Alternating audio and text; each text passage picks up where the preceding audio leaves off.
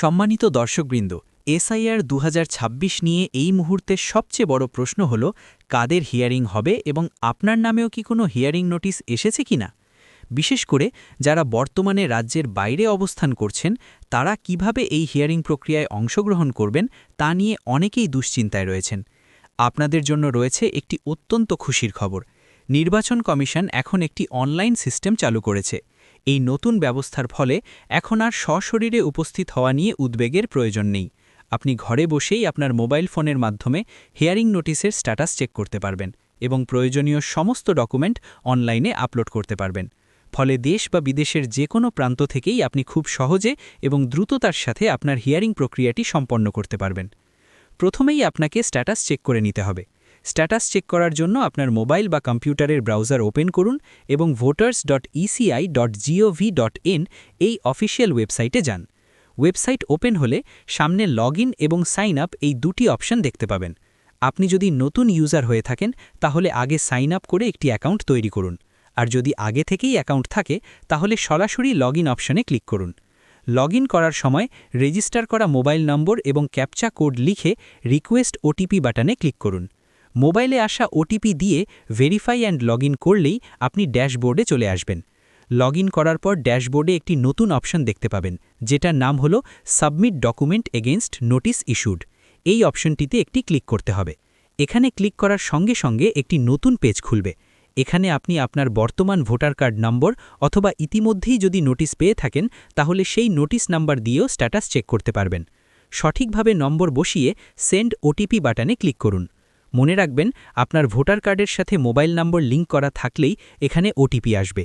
যদি আপনার ভোটার কার্ডে মোবাইল নাম্বার লিঙ্ক না থাকে তাহলে এই রকম দেখাবে। তাহলে আপনি অনলাইনে এই কাজটি করতে পারবেন না। তো ওটিপি দিয়ে সার্চ করলেই আপনার হিয়ারিং স্ট্যাটাস স্ক্রিনে চলে আসবে। যদি সার্চ করার পর স্ক্রিনে no notice has been generated as on day, please check after few days এই রকম পপ আপ আসে, তাহলে বুঝবেন আপনার নামে এখনও কোনো নোটিস জেনারেট হয়নি। আপনার ভোটার কার্ড আপাতত নিরাপদ আছে।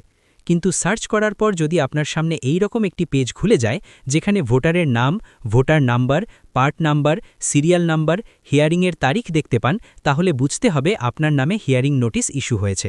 একটু নিচেই দেখতে পাবেন কেন আপনার নামে হিয়ারিং নোটিস ইস্যু হয়েছে। এই ভোটারের ক্ষেত্রে দেখতে পাচ্ছেন একই ব্যক্তির নামে ৬ জন ভোটার সন্তান হিসাবে প্রজেনি বা লিঙ্ক আপ করছেন, তাই তার নামে নোটিস এসেছে। এক এক ভোটারের ক্ষেত্রে এক এক কারণ দেখাতে পারে। আরেকটু নিচের দিকে গেলে দেখতে পাবেন ভোটারের হিয়ারিং নোটিস নাম্বার। এছাড়াও অনলাইন সাপোর্টিং ডকুমেন্ট আপলোড করারও অপশন রয়েছে, অর্থাৎ আপনি চাইলে অনলাইনে ডকুমেন্ট আপলোড করতে পারবেন। ডকুমেন্ট আপলোড করার পূর্বে দুইটি খুবই গুরুত্বপূর্ণ কথা মনে রাখতে হবে। প্রথমত, অনলাইন ডকুমেন্ট আপলোড করার পর নতুন করে আবার হিয়ারিংয়ে যেতে হবে কিনা তা নিয়ে কমিশনের কোনো গাইডলাইন্স জারি হয়নি এখনও।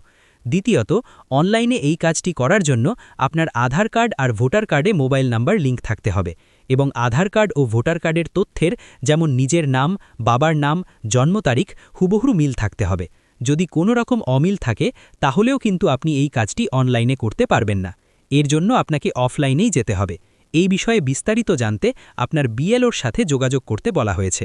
তো এখন দেখে নেওয়া যাক হিয়ারিংয়ের জন্য আপনাকে ঠিক কি কি ডকুমেন্ট আপলোড করতে হবে। এখানে যদিও নির্দিষ্ট কোনো ডকুমেন্টসের তালিকা আলাদাভাবে দেওয়া নেই, তাই আপনি এখানে কমিশন উল্লিখিত প্রধান সারির ১২-১৩টি ডকুমেন্টস থেকেই আপলোড করার চেষ্টা করবেন। দেখুন, প্রথমে রয়েছে proof of relationship with parents. এখানে স্টার মার্ক দেওয়া রয়েছে। এই ডকুমেন্টসটি সবাইকে আপলোড করতে হবে। কি ডকুমেন্ট আপলোড করবেন?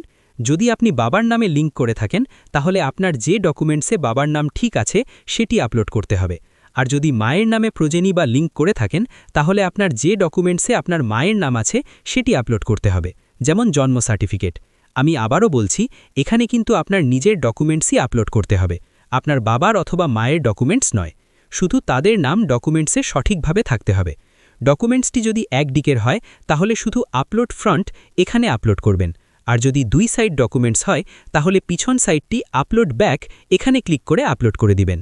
এরপর রয়েছে proof of relationship with grand parents. এই অপশনটিতে স্টার মার্ক নেই, তাই এটি সবার জন্য বাধ্যতামূলক নয়।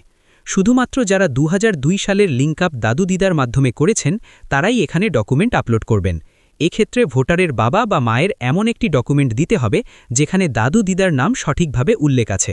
আপলোড করার পদ্ধতি আগের মতোই। এরপর রয়েছে upload extract of last SIR. এই পয়েন্টটি খুবই গুরুত্বপূর্ণ, তাই ভালো করে শুনুন। এখানে কিন্তু সবাইকে ডকুমেন্ট আপলোড করতে হবে, কারণ স্টার মার্ক দেওয়া আছে। এখানে দেখুন, আপনি এনিউমেরেশন ফর্ম পূরণের সময় যাকে দিয়ে 2002 লিঙ্ক করিয়েছিলেন তার তথ্য, যেমন রাজ্য, বিধানসভার নাম, সিরিয়াল নাম্বার সব কিছু দেখাচ্ছে। তো এখানে কি ডকুমেন্ট আপলোড করবেন? আপনি যার নাম দিয়ে লিঙ্ক আপ করিয়েছেন তার 2002 ভোটার তালিকার কপি আপলোড করতে হবে। ধরুন আপনি আপনার বাবার নাম দিয়ে লিঙ্ক করেছেন, তাহলে আপনার বাবার নাম 2002 সালের ভোটার লিস্টের যে পেজে সেই পৃষ্ঠা আপলোড করবেন। যদি দাদুর নামে করেন তাহলে দাদুর ভোটার লিস্ট আপলোড করবেন। এখানে যত ধরনের ডকুমেন্টস আপলোড করবেন সব পিডিএফ, জেপিজি, পিএনজি ফরম্যাটে 2 MBর মধ্যে আপলোড করতে হবে। আশা করি এই পর্যন্ত বুঝতে পেরেছেন। আপনার সমস্ত ডকুমেন্ট আপলোড হয়ে গেলে I am aware the making এই ডিক্লারেশন বক্সে টিক দিয়ে সাইন অ্যান্ড সাবমিট বাটনে ক্লিক করুন। এরপর একটি নতুন পেজ ওপেন হবে, যেখানে আপনার আধার কার্ডের সাথে যুক্ত মোবাইল নম্বরে আসা ওটিপি দিয়ে সাইন প্রক্রিয়াটি সম্পন্ন করতে হবে। এর জন্য এখানে আপনার আধার কার্ডের নম্বরটি বসাতে হবে এবং গেট ওটিপি অপশানে ক্লিক করতে হবে।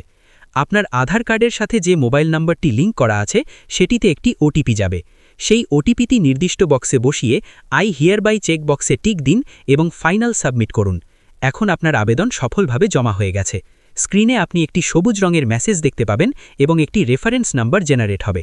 এই রেফারেন্স নাম্বারটি কোথাও লিখে রাখুন অথবা স্ক্রিনশট নিয়ে নিন। পাশেই ডাউনলোড অ্যাকনলেজমেন্ট বলে একটি বাটন থাকবে, এটিতে ক্লিক করে স্লিপটি ডাউনলোড করে ফোনে সেভ করে রাখুন। ভবিষ্যতে প্রুফ হিসাবে কাজে লাগবে।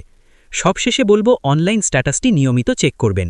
যদি ভিডিওটি আপনার উপকারে আসে তবে ভিডিওটিতে একটি লাইক ও হাইপ দিয়ে পরিচিতদের সাথে শেয়ার করুন, যাতে তারাও সময়মতো নিজেদের স্ট্যাটাস জেনে নিতে পারে। আপনার মনে কোনো প্রশ্ন বা জিজ্ঞাসা থাকলে নির্দ্বিধায় কমেন্ট বক্সে লিখুন, আমরা প্রতিটি প্রশ্নের উত্তর দেওয়ার চেষ্টা করব।